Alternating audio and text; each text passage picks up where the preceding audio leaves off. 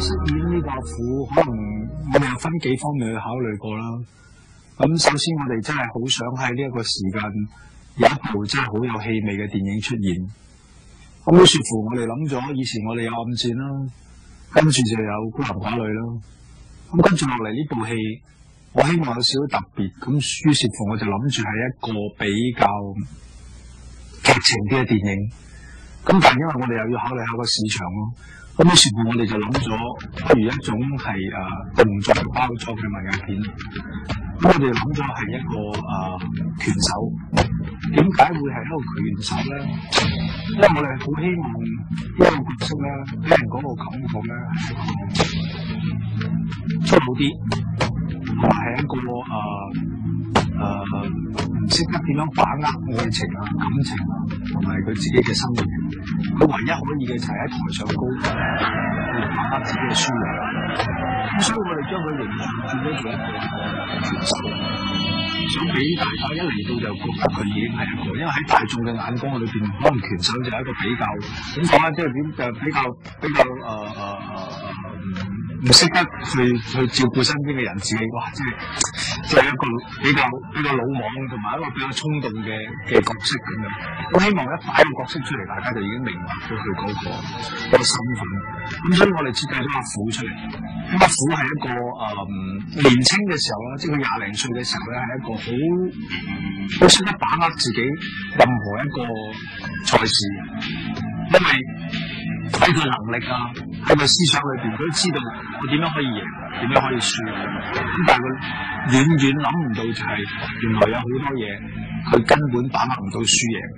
咁呢個就係嗰個角色嘅模式。咁到佢長大之後，30零歲，咁佢發覺咗，因為喺中間一段時間佢坐咗監，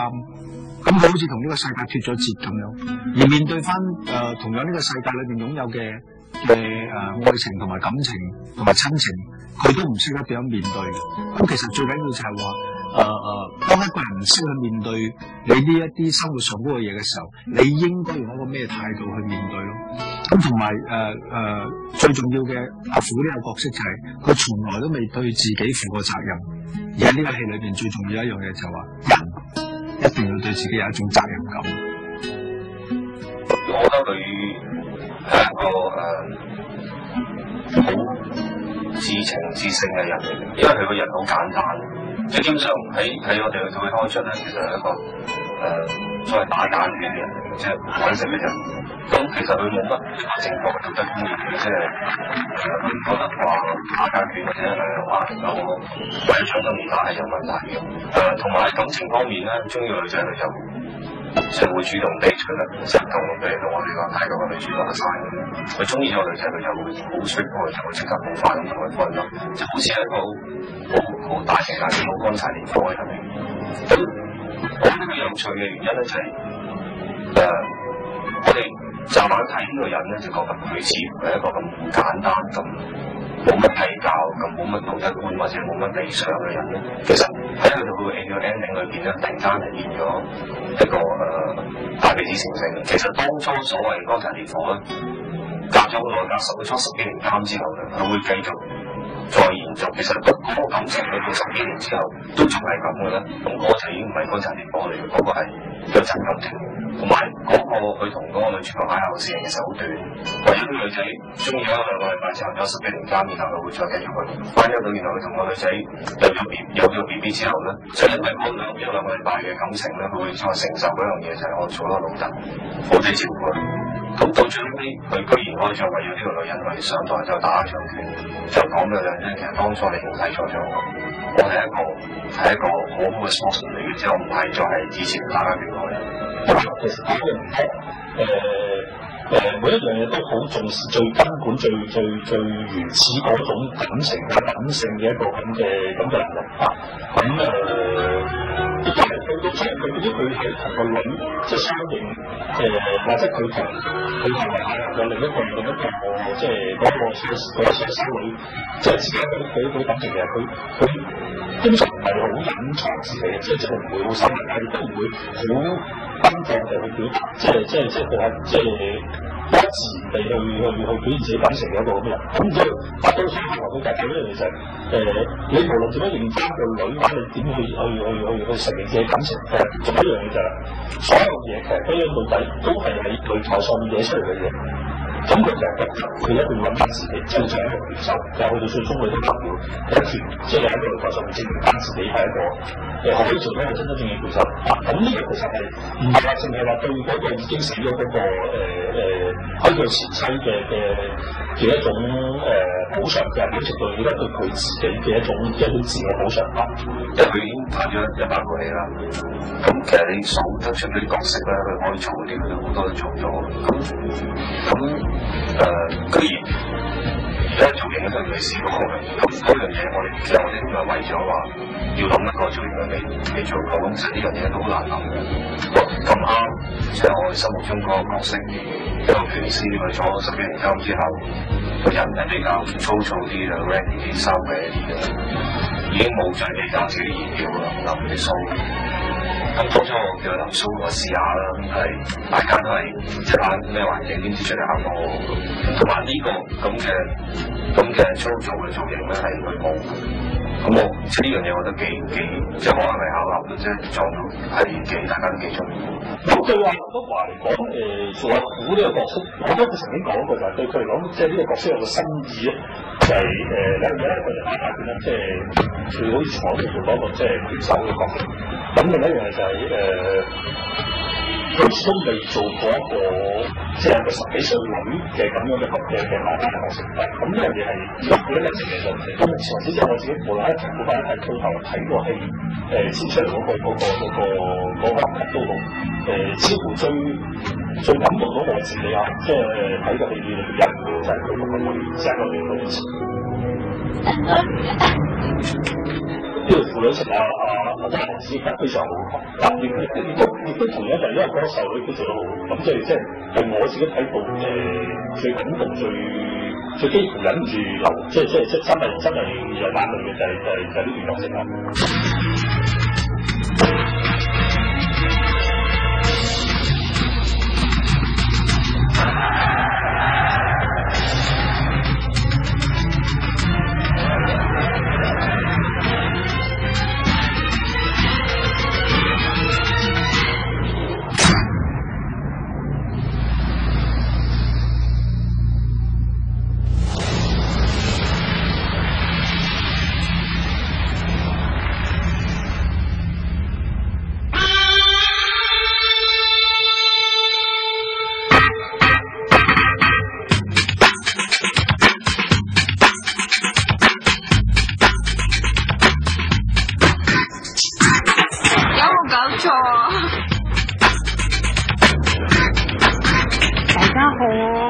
上份鬼子多多指教。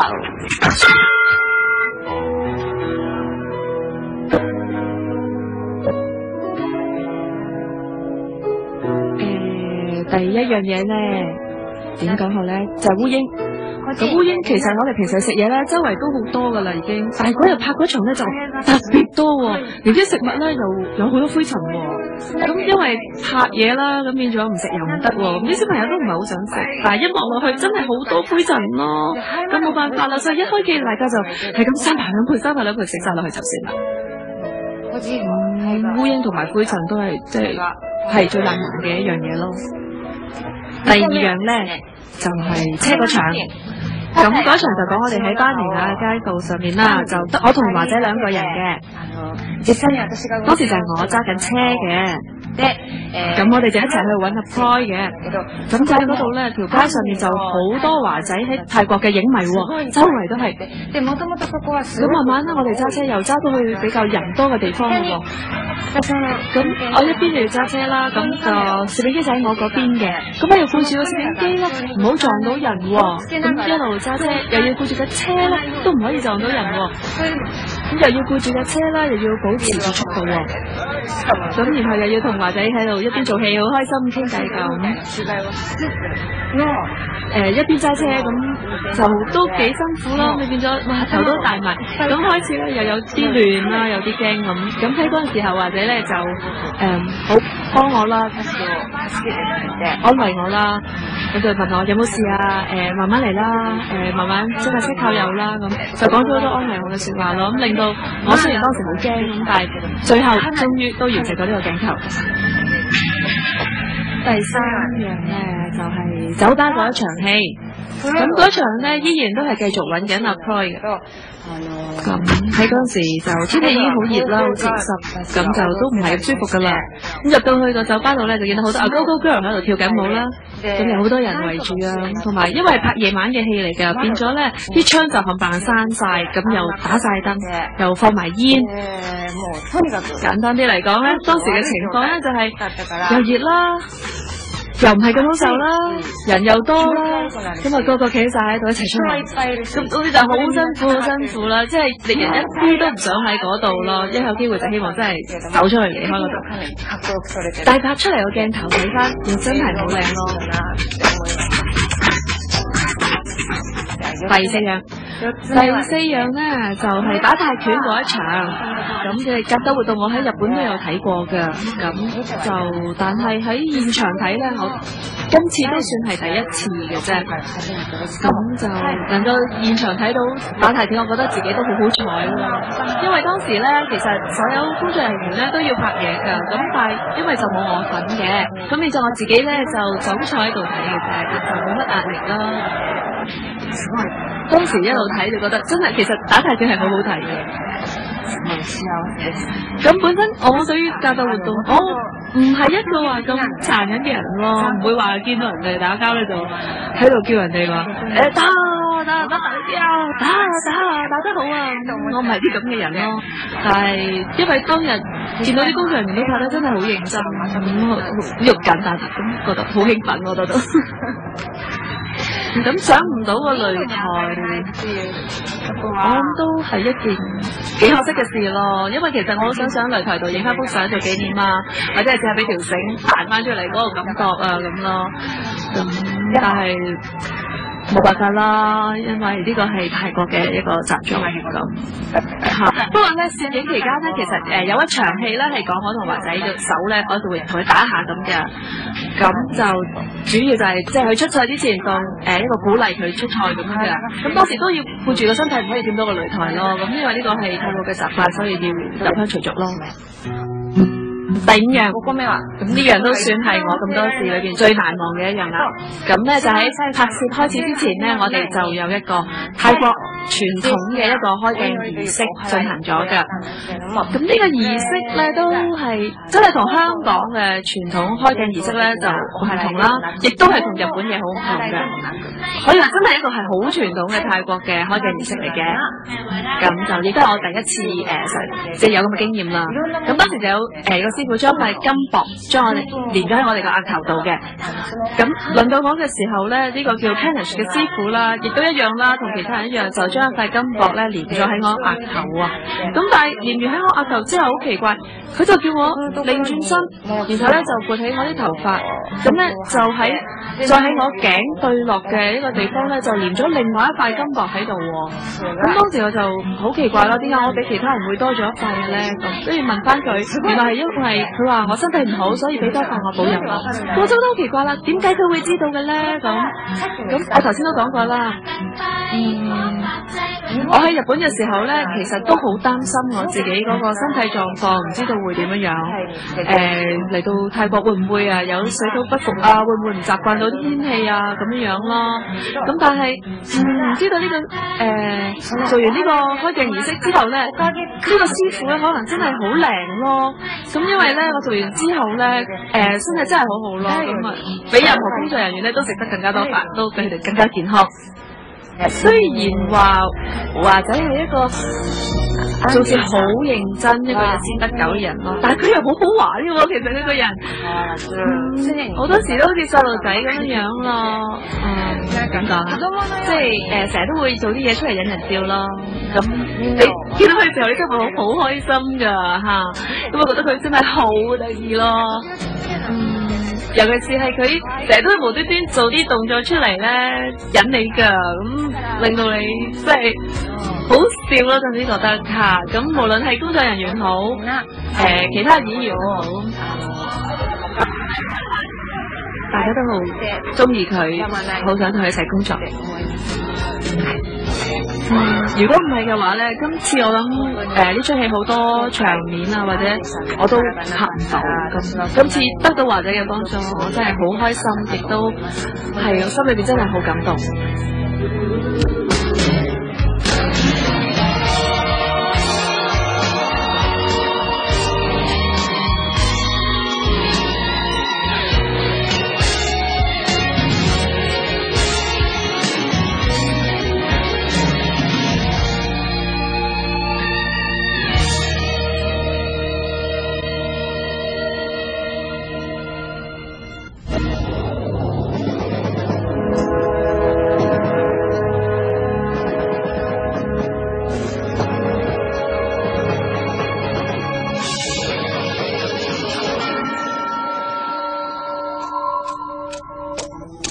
咁我哋咧就係擺重喺泰拳嗰方面。咁泰拳你知啦，係泰拳係無論係爭膝啊、腳啊，全部都用得嘅。同埋佢係好暴力下嘅，喺拳擊咁多種拳擊入邊，泰拳係最暴力嘅、最殘忍嘅。即係無論壓咗喺成邊、壓咗喺成角啊，都仲係一爭咁樣打埋無論你係即係爆鼻啊、爆晒個嘴啊，即係個裁判啊、拳警都唔會埋嚟係停止嘅，因為呢個就係呢個規則，打到真係鐘聲響或者係你等白旗先至停止。有一個我哋部戲入邊有另外一個係華哥嘅對手咧，咁戲中個名佢叫拆差，咁佢係一個真嘅拳手嚟嘅，而且佢亦都係6屆泰國嘅金腰帶拳王。有一個問題就話係佢嗰個力度，始終佢真拳手嚟嘅，咁佢點樣流力咧？嗰個力度都相當之大，咁所以係呢樣嘢係我哋成日同佢講係要就業，但係就得嚟亦都要係要出嚟要似係真係出咗力嘅。就咁包住叫佢嚼啊，定係咁樣就呢啲，因為嗰個可以等啲時間點要係要嗰種陣勢嗰種壓迫，係要嗰。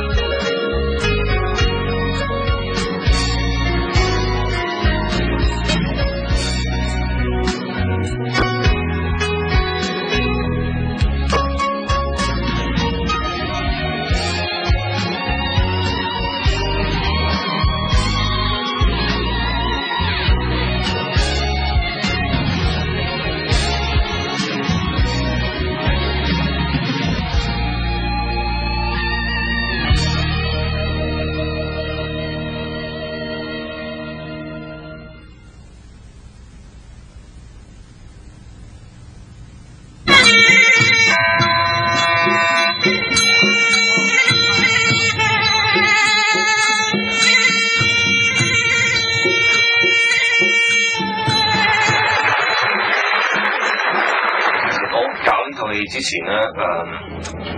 嗰個印象，即係我想拍一部類似一個咁嘅拳手嘅故仔咧，好細個已經有，我10零歲已經開始想拍嘅。咁即係我自己感覺咧就係、拳賽啦，即係一個比賽裏面打拳或者點樣嘅，即係嗰個拳本身係好似規限咗搏繩嘅，泰拳佢都有幾招。咁但係佢踢夠上身嘅嘢咧，就往往就係喺個招數裏邊係睇一個咩人去打呢啲拳，或者個人點解要打呢啲拳，或者係佢背負一啲咩嘅使命，或者佢點解要打一個人點解要同佢打，即係呢啲原因令到嗰啲拳賽踢夠上身。咁所以我係基於呢樣嘢就諗我要拍一個點樣最好睇嘅拳咧，咁我就所以先 design 一個好似阿虎咁嘅人物。我覺得呢個人，如果呢個人上台，好似我哋 ending 咁，如果呢個人上台會對一個咁嘅拳王咧，我會覺得我睇好精彩。我係有一個界定嘅主題先搞個故仔嘅。其實我覺得套戲係一個講一個人嘅人生，就係講個好普通嘅人嘅人生嘅。咁嗰個人就係一個好流暢嘅一個冇乜理想嘅一個打架拳嘅人嘅。呢個拳師佢點樣可以變咗一個 hero？ 咁其實佢變咗 hero 嘅原因係咁，佢因為一啲感情瓜葛啊，或者係以前曾經係背負過一個女仔，所有嘢加埋咧，佢突然間做咗 hero。我最想講一樣嘢就係，任何一個人，只要你好想做一件事咧，你係會感染到人哋嘅，你係會成功嘅。咁就算你手交到最尾，即係喺我哋旅遊股裏邊咧，佢打完呢個最尾，對家手交都拍手掌，即係因為佢嗰個意志係好強，即係嗰樣嘢係令到所有人成功。呢樣嘢係我其中一樣嘢想講。咁第二樣嘢就係、我想講個愛情故仔咯，一個所謂嘅天長地久嘅愛情。咁個愛情其實就係基於一個乾柴烈火，即係我哋嚟講個愛，你唔好睇少呢個乾柴烈火。即係當初一個男女，即係好快已經愛上咗撞嘅一個感情啦。即係佢到個餘韻係到咗10幾年之後，當個兩死咗之後佢先發生。咁我覺得嗰個係幾浪漫。第三樣我想講咧就係一個人生態度。嗰個人生態度就係、我本身唔係天主教徒嚟，咁我拍嗰時因為有角色就開始係一個修女啊，咁佢同啲神嚟食飯嗰時咧，佢又講到經文咯。我佢經文，我識好多朋友，佢有年我冇乜留意，咁我做 research 咁話，梗係唔好搞錯啲經文，睇嗰句有時我覺得好有意思。For what we are about to receive, the Lord makes truly special。咁呢句經文咧，其實我後來或者同我傾嗰時，你可唔可以1-2句説話講呢個編劇？咁我就講呢個經文俾你聽。咁我覺得呢個係一個好精彩嘅人生態度嚟嘅，就係、無論你發生咩事，你面對咩嘢咧，你應該好對嗰個安排咗俾你嘅一個人生咧，應該係 truly thankful 去面對佢。喺我嘅角色，無論華仔阿虎呢個人，無論阿常貴子呢個假扮嘅修女，無論係當日嗰個體壇記者呢個阿 Sign， 即係呢個或者之前嘅一個前度女友，咁其實佢嘅態度都係咁嘅。咁我覺得3個人保持同樣一個咁嘅態度咧，最尾當咗一個好 harmony 嘅一個感覺。其實我係想一個好似一個好濃縮嘅一個紀錄片講晒呢樣嘢嘅生出嚟。咁所以我用咗2個人去講阿虎呢個人，一個咧就係阿邊，就係佢前度嘅女友，就係所以佢安排一個記者有影相，有拍 video， 有好多 album 出咗嚟，咁佢 angle 睇呢個虎。咁另外一個就係上面嗰隻，即係呢個旁觀者，似乎係旁觀者，其實即係好快佢已經入埋嗰個呢個嘅漩渦裏邊。咁經過呢2個人去講翻呢個阿虎嘅人生出嚟。咁呢個紀錄片風格係一個比較主要嘅風格，即係我覺得嚟嘅。咁如果要係咁嘅話咧，再落去伸延到攝影啊、美術啊、造型啊、music 啊，包括動作設計咯，都係基於呢樣嘢變出嚟。上個例子就咁，我就覺得佢好真摯嘅，即係佢往往佢啲 acting 咧係你睇得出嚟咧，覺得好舒服，同埋覺得佢你好令你覺得嗰件事係真。做呢一個假扮嘅修女啊，又身邊個男人又 hold 住，咁嗰啲係佢做得好掂。常榮貴子喺套戲裏邊，佢好難做，即係呢個修女嘅角色咧，好短時間之內中意咗男朋友，中意男朋友跟住咪要比賽，但係呢個女朋友始終佢要 support 呢個男人，男人擰住面想得到佢嘅同意，你好唔好俾我？你有冇 support 我打埋你第2個交？然後然後去點緊。OK， 你打我就拍啦，我部 camera。咁嗰啲 shot 咧，亦都係一啲嘢咧係我 depends on 演員嘅，你個劇情喺度咧都冇用嘅，做唔做到出嚟就係一個關鍵嚟嘅。我睇上個演員做嗰時咧，就俾個感覺係好真，咁喺嗰啲咁嘅演繹方面咧，佢做得好精彩。咁我哋嗰幾個 shot 我特別記得嘅現場拍嗰時都自己即係現場睇都眼濕濕，你覺得好掂。個 sign 咧，佢好後生但係好聰明嘅。咁即係我哋嘅合作就比較短啲，因為佢個演繹比較短，但係好 enjoy， 即係基本上係好高級、好聰明，即係講個嘢俾佢聽，佢即刻可以做到。你望住我，多謝。我咁樣都做得幾好。華仔個女咧就係一個。直情係一個 beautiful accident， 因為我 cast 嗰時咧，我哋都冇諗過，其實我哋香港已經 stand by 咗啲演員都冇諗過個泰國細路女會即係會可以做到咁好戲，同埋咧一個新嘅演員嚟嘅，佢唔係一個即係做咗好耐即係好劇嗰啲，跟住擺實際啲扮。今次我第一次去泰國扮，咁我覺得泰國嘅演藝嘅 industry 真係好強，其實咁佢啲演員個個都好perfect嘅，咁包括啲臨時演員咧，即係我現場，即係如果你今日嚟，如果你睇到 ending 嗰場戲咧，如果你覺得 ending 嗰場拳賽好睇咧，我有最少有 20% 嘅功勞咧，係屬於當日嘅臨時演員嘅。同埋呢個 roll 機咧，呢個或者同呢個對手同我去比賽嗰時咧，嗰啲人就嗌。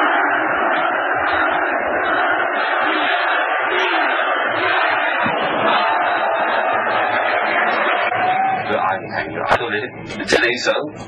即係唞少少留少嚟，你都唔好意思，因為佢嗌得太認真嘅。咁我哋現場工作人員都俾佢咁認真，咁佢令到我哋好即係好興奮，即係令到我哋覺得即係我哋做啲嘢係人哋嘅出嚟，跟住人哋覺得認同，咁係令到大家喺好攰之中咧都仲打精神嘅精神。咁佢哋係第一個功臣嚟嘅，我哋啲人